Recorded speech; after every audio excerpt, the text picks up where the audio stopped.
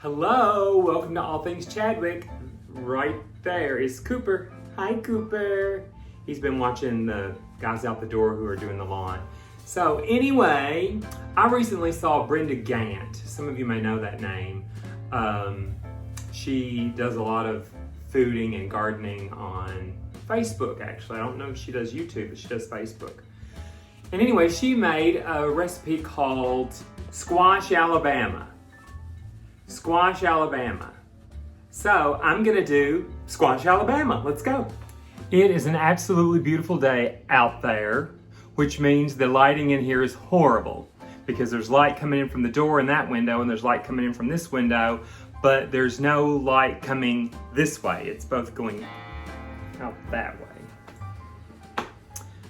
Squash Alabama, here we go. I am going to start with about 3 pounds of squash, maybe just a little under 3 pounds. If you have 2.5, 3, but these are, you can kind of see the size of them in my hand. And I have 1, 2, 3, 4, 5, 6, I have 7 of them. So let's wash those real good.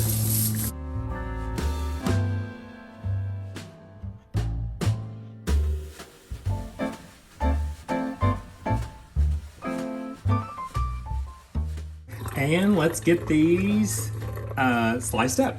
Voila. Who wants to sit and watch me chop these up? So I just chopped these into, I would say 1/4-inch slices, but they certainly don't have to be exact. I mean, some of them are a little thicker than others because I am going to put these in the frying pan. I'm not gonna fry them, like get them brown. I'm just gonna get the water out of them. I'm not gonna boil them. So let's go over to the pan. I have my pan on medium-high, and I'm going to take about 2 tablespoons of butter and put in that pan. And I'm going to take a little bit of rendered fat. Some people call it bacon drippings, or maybe you call it lard, but, well, because of the flavor, we try not to do too much red meat, but we do occasionally, so. About a tablespoon only of that. Let that heat up, and while that's heating up, let's dice up an onion. I usually put in a whole onion. This is about 3/4 of an onion, so that's what I'm going to use this afternoon. It's afternoon here. Let me rinse off my squash knife.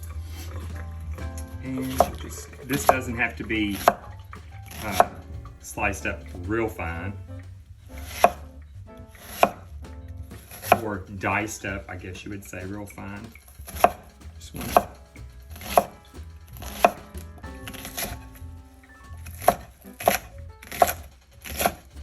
That's good enough. Let's take those to the stove and get those in that hot oil. Okay, so we're mostly melted. Let's go on in that skillet with the onion that's not very finely diced up, just chopped. I would say chopped. That's a good word. It's just chopped. Spread that out a little bit, and I do like to season as I go. So we're going to take, to begin with, just regular salt. And just salt it. Cover it up, you know what I mean? Don't overdo it, just salt it. And pepper, same thing. Salt, pepper, just lightly. Want to see that a little closer? Okay, here we go. Salt, pepper. There we go. So now that that's all ready, we can hear it sizzling. I'm gonna go in with all this squash. A couple of handfuls at a time because I'm gonna season it lightly too. And again, this is not necessary. We're not gonna fry this. We're not gonna get any color on it necessarily. We're just wanting to get the water out of it. So I'm gonna go up on about a 6, which is almost medium high. And let's salt that a little bit too. Just kind of cover it. And a little pepper.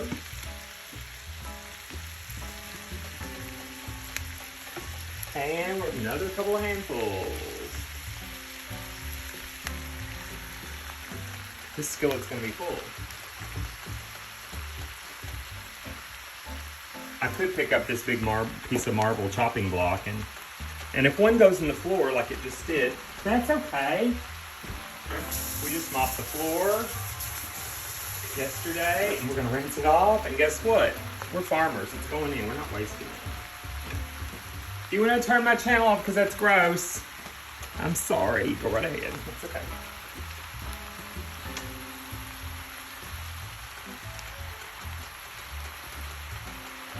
It's gonna be a really full skillet actually. That's okay, as long as I can move around a little bit, it'll be fine. And I'm gonna salt that layer too. And I guess I should say lightly salted. It's not like I'm just flooding this with salt and pepper. Just a little light coating for each layer. And I'm gonna let that cook for a couple minutes, then I'm gonna turn it around a little bit, and let it cook a couple minutes more, and get as much of that water out as I can. And let's move this around just a little bit.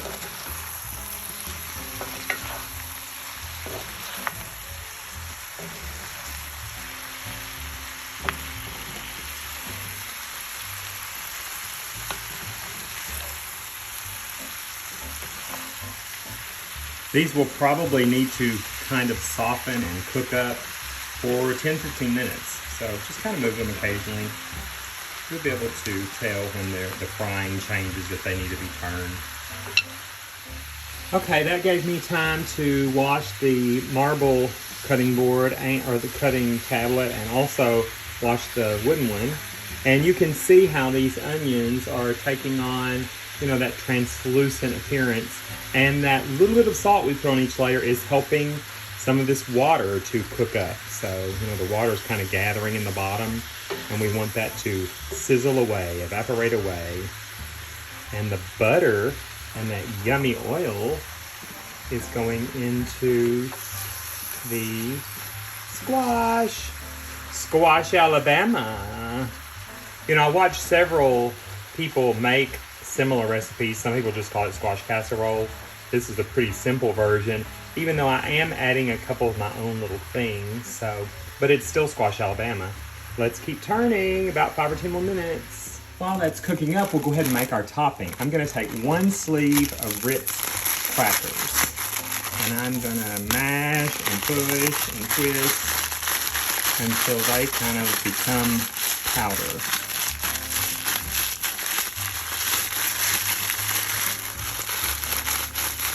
Pulverize them. If you want to waste a Ziploc bag and go over them with the rolling pin, that's fine. I usually just crush them in the bag. And it just opened, so let's go with it. It's gonna open, we're gonna go with it. There we go.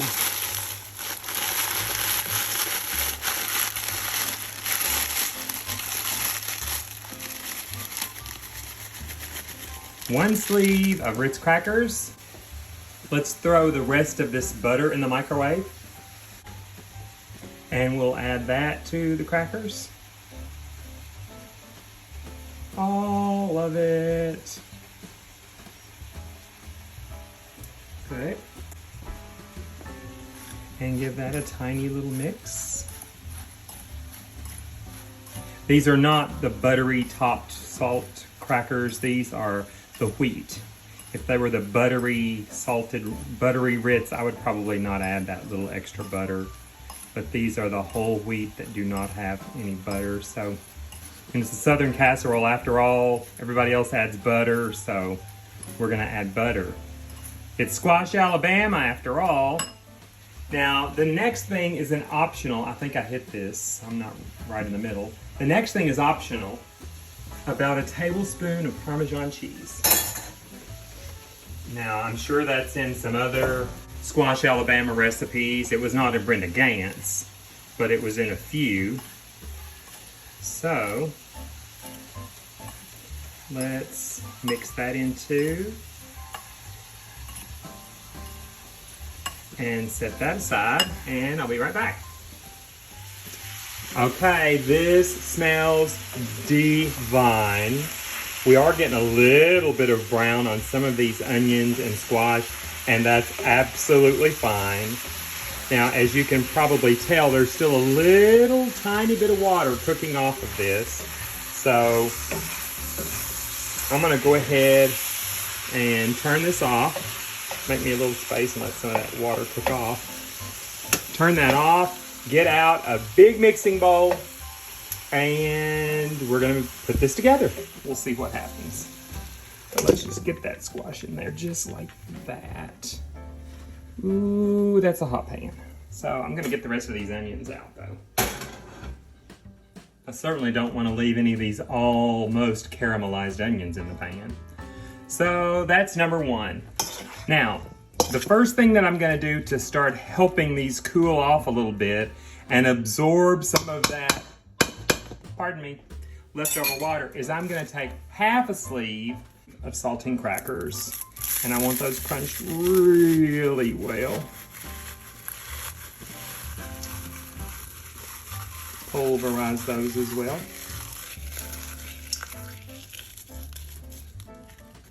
If anyone was questioning whether or not I have testosterone, there you go, there's proof. So, let me get my big mixing spoon, and let's kind of mix that around a little bit.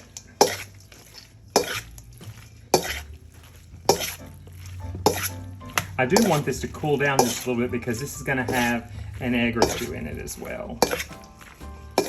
Those crackers help to absorb some of that moisture because we want this to be, you know, kind of a creamy, firmer casserole. We don't want it to be runny. Certainly not runny.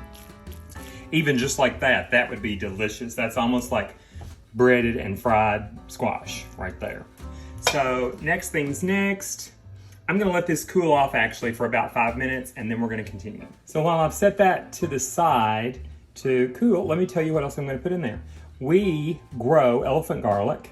We dry it in the sun, and I mean dry it. My husband chops it up and we eventually grind it up into powder. So let me show you. We keep them in these big quart jars. So we keep it, I should say, the powder, pulverized powder.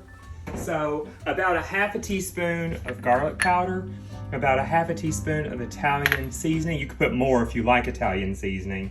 Someone in my family's not crazy about it. And about a half a teaspoon of Tony Chachere's Creole sauce. And we'll probably put a little more pepper here in a few minutes. I also am gonna put about a half a cup of sour cream, half a cup of mayonnaise, and 2 eggs. So let's get started. Okay, so we are pretty much cooled. I'm gonna add about half a cup of mayo. So that's 2 really nice heaping teaspoons. It could be a little more than half a cup.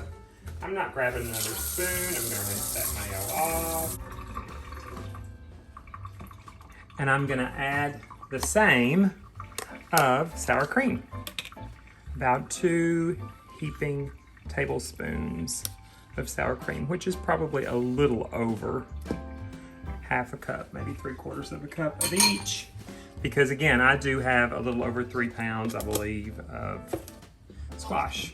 So let's go ahead and mix that in. That's gonna start making this nice and creamy.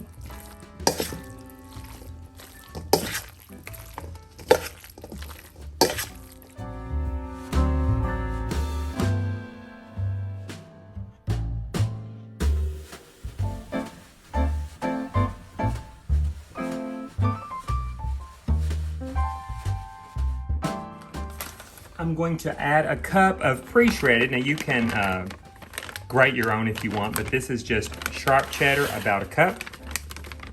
And I'm also gonna add about a cup of Colby Jack. So about a cup of that too.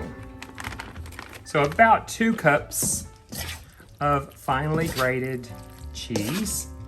And if you want more cheese, add more cheese. I'm gonna go ahead now and add my Italian herbs, Italian blend.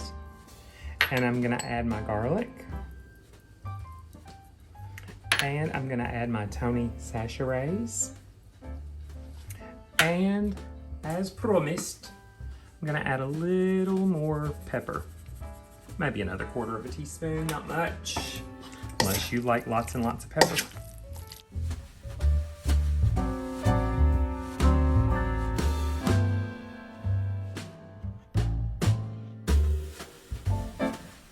After I add in 2 eggs, I did see a few recipes that did not call for an egg or 2 eggs. Some of the recipes that only used like 2 cups, or 2 pounds, pardon me, of squash only used 1 egg, but I am gonna put in 2.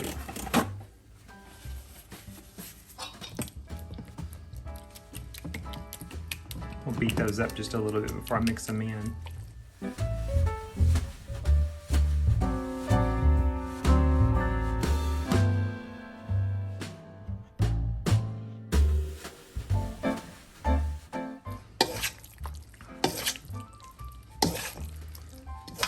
Now, if you want yours a little more chunky, you know, don't cook your vegetables as much, but you're gonna have to really drain or colander out that extra water, or else it's gonna be chunky with vegetables, but it's gonna be runny. So I bought this a million zillion years ago, and it came packaged with, it's Corningware, it came packaged with this thing, and I keep it because it's so handy just to keep that clanging around in the cabinet and getting scratched up. So let's add this. I'm not gonna spray this. This has enough butter in it to keep it from sticking much, I believe.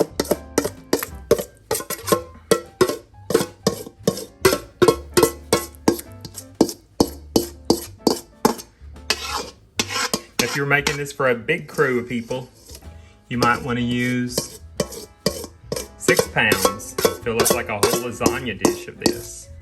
But this will easily serve 4 or 5 people with maybe a little bit left over. Let's kind of spread that out.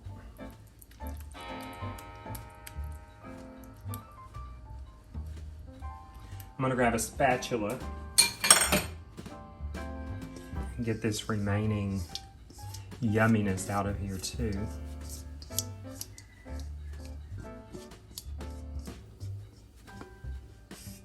Spirit of Paula Deen, you don't want to leave anything in that mixing bowl. And then I'm gonna take this and I'm just gonna put it everywhere.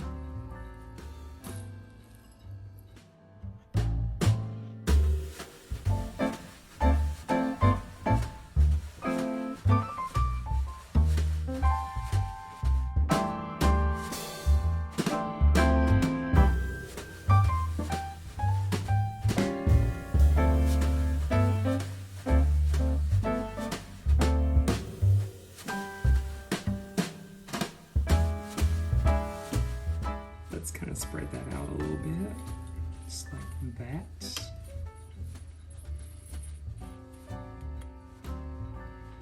And this is not going in the oven yet because I have to go work for 2 or 3 hours. It's about 1:30. So I'm just gonna put the lid on it, coming right up. It'll just be a second for you. It'll be 2.5 hours for me. Squash, Alabama. Just put the casserole with a little bit of extra cheese in the oven. So we're gonna wait 30 minutes. Yes, I use potholders that Rosa made like 15 years ago, and I love them. So we are taking out the Squash, Alabama. And I'm gonna make some macaroni and cheese and some potatoes, some creamed potatoes to go with this. So we'll cut into this in just a little bit. We'll let it sit there and cool for a little bit, and then I'm gonna put the lid on. I just put my evaporated milk into my macaroni and cheese and a tablespoon of mustard and 1 egg yolk. That's how I do it, folks. And just a chunk of butter on top of these potatoes. Let that start melting. Yummy, yummy.